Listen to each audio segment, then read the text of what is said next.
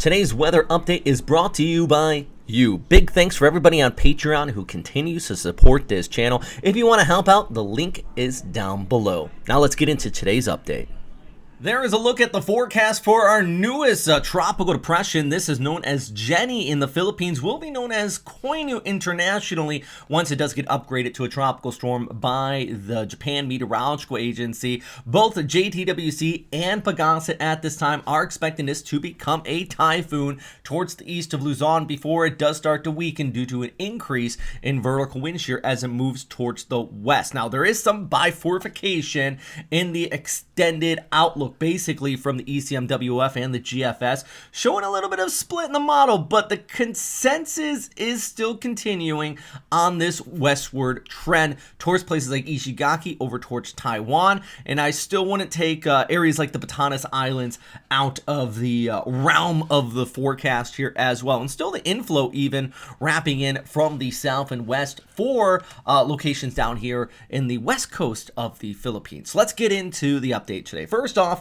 let's look over the satellite imagery with you here, because right now, broad circulation. I mean, this circle kind of indicates the extent of these gale force conditions. Almost a monsoonal gyre with the center starting to tighten up just a bit here. Water vapor imagery, we really see that convection flaring up here. Still don't have a terribly tight center of circulation, though. Definitely not an eye or anything like that, which is why this is a tropical depression. We're not quite up to that tropical storm intensity just yet, but this is, I think, the more relevant and important factor here when we're talking about the satellite imagery, is this here in the dash line indicating that monsoonal trough wrapping around this, and we have that general overall large wind flow with this storm system, which means, yeah, we're going to be looking at some windy conditions all the way back towards places like Okinawa, even if this does just pass towards your south. All right, let's look at this as it goes towards the west, though. And something I do want to point out is towards the north and west of our storm, you kind of have these winds picking up across the East China Sea down through the southern Japanese islands towards Okinawa. That is the next cold surge, if you will, and the reason why our storm is going to peak at a low-end typhoon and start to weaken a bit. It's going to interact with that cooler, drier air. Yet, still going to be a pretty decent storm, and even down towards the south, you still have that inflow coming in across the Philippines.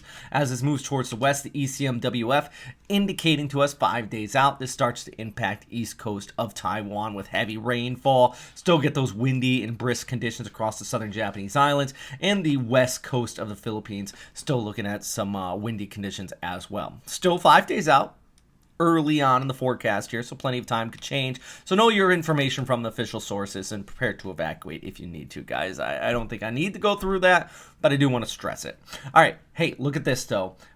Basically, we're talking about that inflow coming in from the south and west, heavier showers down here towards the Philippines. Well, back towards the north, we're starting to see those winds pick up in places like Okinawa. That will mainly be over towards Tuesday and into Wednesday of next week, as this passes just towards your south. Let's take a closer look at the Philippines, though, and I know that's where the bulk of you watch from. So really, despite the fact, northern Luzon, based on the current forecast, is a lot closer to the storm, you can really see down here towards the south, a lot of the bigger impacts probably going to take place along the west coast once again, because you have that inflow with those scattered showers. This means places like Manila could be looking at heavy precip again, even over towards Cebu, Metro Cebu at least.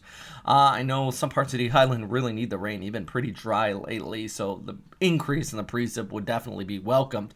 But point is, we're going to have that inflow still wrapping into the storm. We have windy conditions back towards north, cooler and drier, and eventually Taiwan could be directly impacted by this storm as it drifts off here towards the west. Speaking of the storm and, some of the images we use here, big thanks for everybody keeps on sending us in photos to Westpac Weather on my Facebook page, Robert Spetta Weather. Michelle sent that in. Beautiful rainbow out there in Okinawa. So cheers to you, Michelle, here on National Coffee Day, by the way. Big thanks as well to everybody who continues to donate to these updates. I mentioned at the beginning of the update, our super typhoons and our typhoons, $10 to $6 a month. This goes a long way. There's even the $2 a month level if you want to join on YouTube or Patreon. I'll never put this stuff behind a paywall, so don't ever worry about that. But the key thing is, it does cost money to keep this running. It's almost a part-time, nearly full-time job for me. So it does help support this because YouTube doesn't really pay very well when it comes to this. Anyways, there's a look at the forecast from JTWC once again. If you have questions about this or the track from Pagasa, hit them up. Pagasa usually replies pretty well, but I'm here. I can help you guys out too if you want some more answers or just kind of details. At least at this point, can't tell if it's going to hit your house specifically, but it can give you an idea of what we are looking at. Anyways, that's all for today. Thanks for watching, and as always, stay safe out there, friends.